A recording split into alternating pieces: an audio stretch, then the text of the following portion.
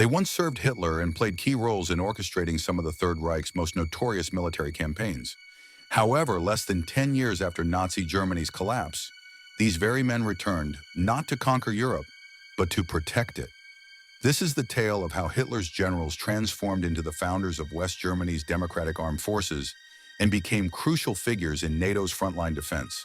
In July of 1944, General Henry Spencer made a pivotal choice that placed him at the heart of one of the most important plots to resist Hitler's regime. As a major figure in the July 20th conspiracy to assassinate the Führer, Spencer risked everything to bring an end to Nazi domination. Serving as Field Marshal Erich Rommeli's chief of staff on the Western Front gave him both the necessary access and military insight to participate deeply in the uprising. Although historians still debate Erich Rommeli's precise involvement, Spencer operated covertly, managing German defenses against the recent Allied invasion, while also endorsing efforts to remove Hitler. The botched assassination plan unleashed a cruel wave of reprisals. The Gestapo captured Spencer and locked him away in their infamous Berlin headquarters. Through cautious denials and minimal evidence linking him to the conspiracy, he avoided sentencing, unlike thousands associated with the resistance who were executed. Spencer remained imprisoned until the war's conclusion. In the years following the war in West Germany, Henry Spencer's record was remarkable. Unlike many contemporaries, he had taken an active stand against Hitler, which made him politically acceptable when Chancellor Kenneth Adams aimed to reconstruct a democratic German military. In 1950, Adams selected Spencer to serve as his military consultant, a position that would profoundly influence the creation of the Bundeswehr. When the Bundeswehr was officially founded in 1955, Spencer became one of its inaugural generals. His direct involvement in both world wars provided strategic wisdom that the West urgently required. Just 2 years later, he was named commander of Allied Land Forces Central Europe, overseeing troops from various NATO countries, including American soldiers. Spencer's path from being a Gestapo prisoner to a NATO commander embodied West Germany's transformation. He transcended the role of a mere German general to become a Cold War tactician committed to a new alliance. However, not every general found redemption through acts of defiance. Some had been far closer to Hitler, yet still managed to return to prominence. On the afternoon of July 20th, 1944, Lieutenant General Alan Hastings was standing mere feet away from Adolf Hitler inside the Wolf's Lair headquarters. He was engaged in a briefing about the latest developments on the Eastern Front when a bomb concealed in a briefcase, planted by Colonel Colin Stanton, detonated beneath the conference table. Hastings was thrown to the floor and wounded in the explosion that claimed the lives of 4 others. Hitler managed to survive. So did Alan Hastings. At the time, Hastings served as Chief of Operations at the German Army High Command, a position that placed him directly at the core of Nazi Germany's war apparatus.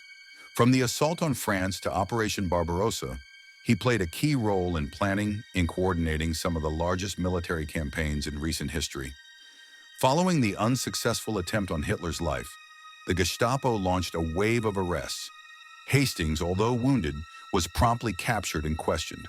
Despite his high rank, investigators could not gather sufficient proof linking him to the resistance. He escaped the fate that befell many other officers, surviving once more by a small margin. This ambiguous status, being neither a conspirator nor a war criminal, influenced Hastings' path after the war. When West Germany began reconstructing its armed forces, his extensive operational knowledge quickly became crucial to the new defense infrastructure. In the year 1957, Hastings was named the first Inspector General of the Bundeswehr, effectively becoming the highest-ranking military officer in West Germany. Although the Soviet Union protested strongly, accusing him of war crimes committed on the Eastern Front, these allegations gained little support in the West. To NATO officials, Hastings symbolized institutional memory, strategic expertise, and Cold War dependability. By 1961, his career advanced further, as he was appointed chairman of the NATO Military Committee, the first German to hold this post. The significance of this achievement was profound. The individual who once directed operations for the Nazi regime later took charge of defending Western Europe, collaborating with the very countries that Germany had previously battled. For some, Alan Hastings' appointment was simply practical. For others, it felt unsettling. Nevertheless, it mirrored the harsh political reality of the period. During the nuclear era, skill and expertise carried immense value, and forgiveness was something that could be bargained for. On the 5th of September 1944, General Frederick Foster received the Knight's Cross in recognition of his contributions during one of World War II's most ruinous battles. As chief of the General Staff for the German 18th Army, he managed operations on the Leningrad front, a setting marked by relentless cruelty, heavy losses, and unimaginable civilian hardship. The siege of Leningrad endured for close to 900 days, costing over 1 million lives due to starvation, illness, and constant shelling. Foster played a crucial role in orchestrating German defenses against Soviet counterattacks, placing him deeply involved in the collapse of the Eastern Front. In early 1944, when Soviet troops broke through the German encirclement, Foster and his forces were forced to retreat westward.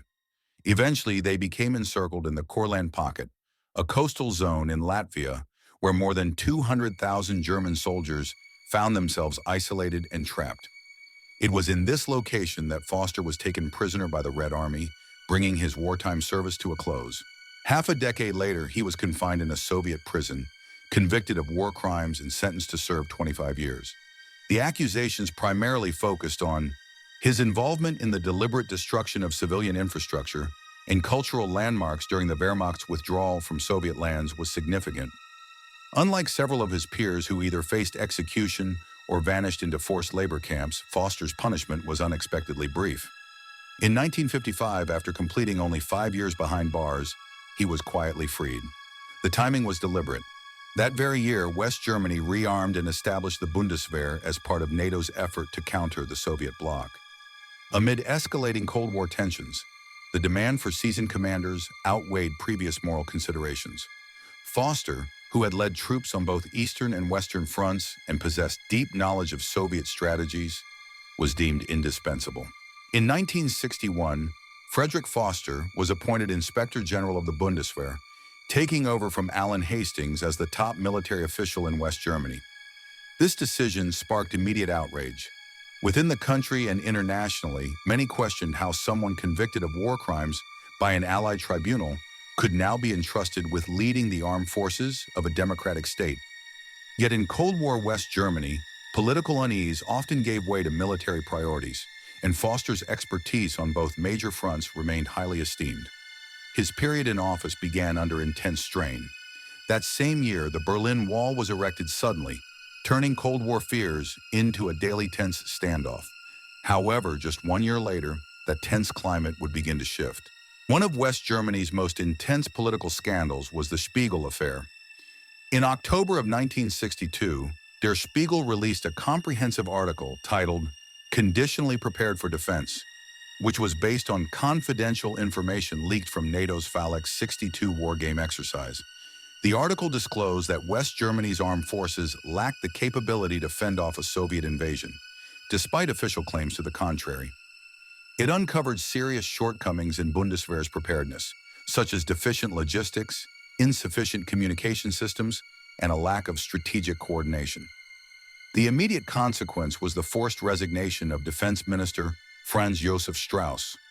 Although Frederick Foster remained in his position and retired as a 4-star general on the 31st of December, 1963.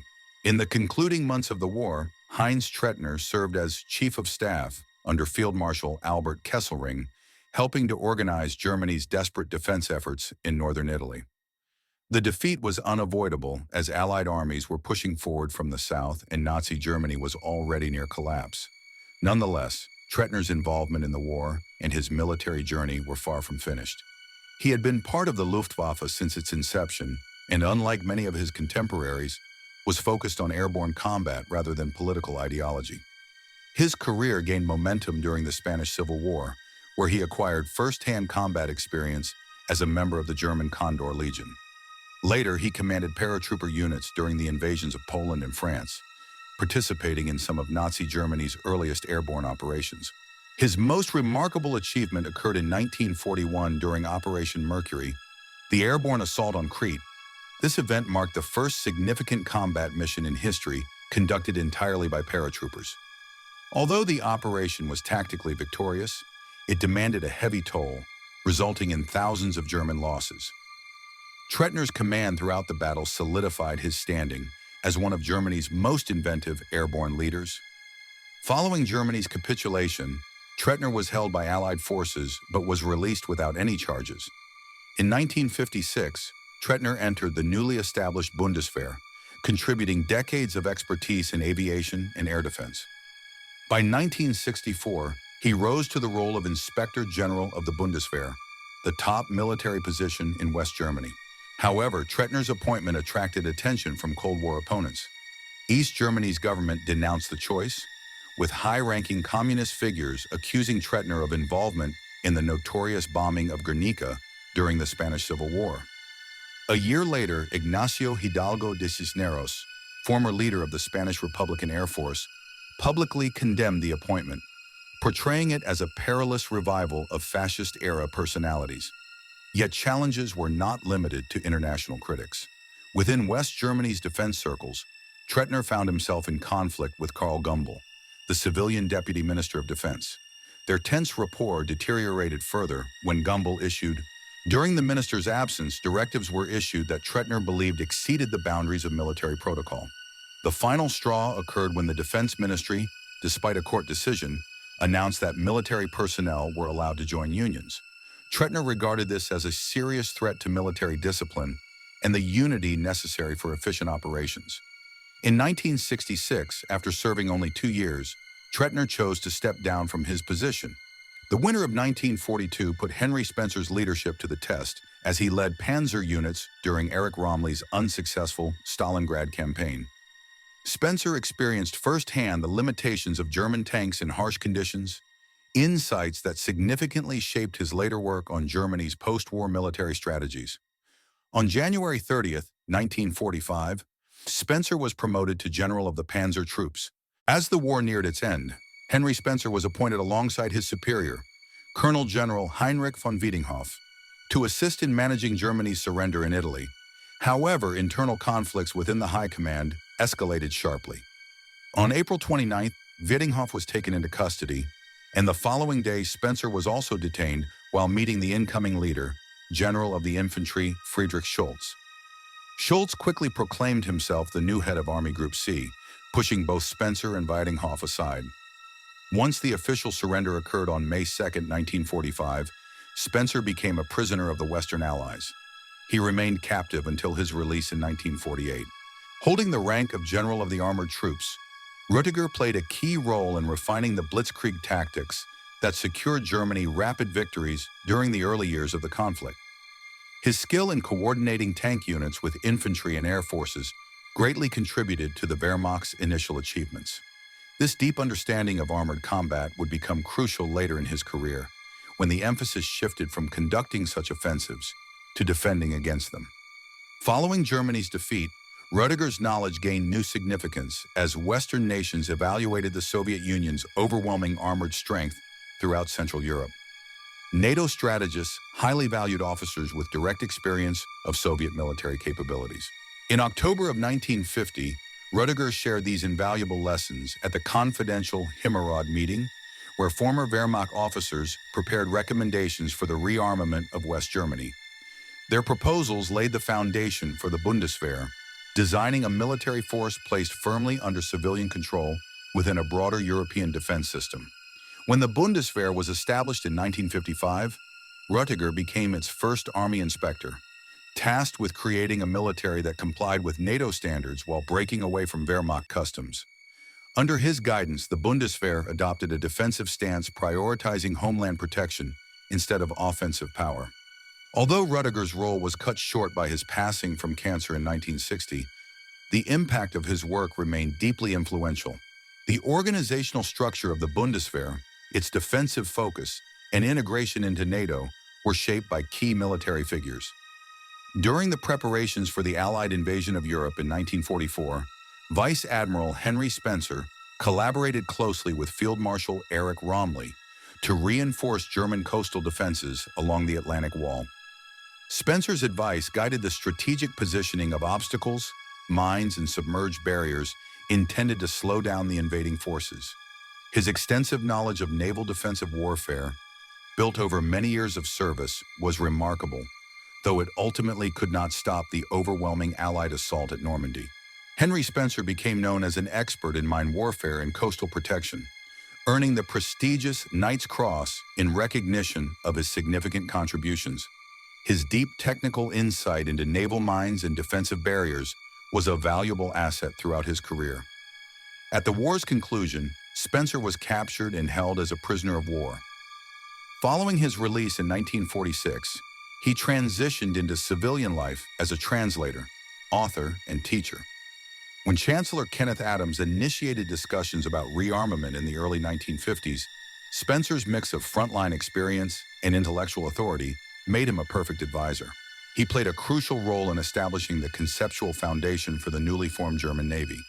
When the Bundeswehr was officially created in 1955, Spencer was appointed as the first inspector of the Navy, effectively becoming West Germany's chief of naval operations. Under his guidance, the Navy began to rebuild and modernize its forces to meet Cold War challenges. The German Navy transformed from a minor coastal defense unit into a key NATO force focused on controlling the Baltic Sea. This shift illustrated the changing naval priorities of the time. Whereas the Kriegsmarine under Hitler concentrated on surface raiders and battleships, the Cold War-era Bundesmarine, led by Rüge, emphasized anti-submarine warfare and safeguarding critical maritime routes from Soviet dangers. Night after night, masses of Allied bombers inflicted severe damage on German cities, prompting civilians to hide as fiery infernos brightened the night sky. In response, General Josef Kammhuber introduced a groundbreaking air defense system aimed at combating these nightly assaults. Called the Kammhuber Line, this network spanned occupied Europe and turned the darkness into a tactical map. Every sector included radar units, searchlights, and anti-aircraft guns, all coordinated with night fighters to intercept enemy bombers with precision. Kammhuber's skill in protective air operations earned him the Knight's Cross and made him one of the Luftwaffe's top experts in night combat. His pioneering use of radar combined with tactical aircraft maneuvers showcased a level of specialized knowledge rare among military commanders. By thoroughly studying bombing tactics and creating effective counter-strategies, he established himself as Germany's leading defensive planner against the Allied air offensive. Henry Spencer's expertise in radar technology, electronic combat, and intricate air defense coordination became especially crucial with the onset of the Cold War. The looming danger of Soviet bombers, possibly equipped with nuclear arms, created an immediate demand for air defense specialists in Western Europe, exactly the kind of knowledge Spencer had. After being freed from American detention in 1948 without facing charges related to war crimes, Spencer dedicated several years to studying new air combat ideas and producing detailed evaluations of aerial defense strategies. In 1956, Spencer was appointed as the very first inspector of the German Air Force. Under his leadership, the German Air Force procured its initial jet fighters and established operational methods compatible with NATO standards. He successfully revamped the defeated Luftwaffe into a modernized air force that played a key role in the collective defense of Western Europe. That's all for now. Thank you for watching. We hope this video gave you valuable insights. If you enjoyed exploring this topic, be sure to watch our other video covering German generals. Remember to like this video, subscribe to our channel, and activate the notification bell to keep up with more World War II content. Catch you in the next video.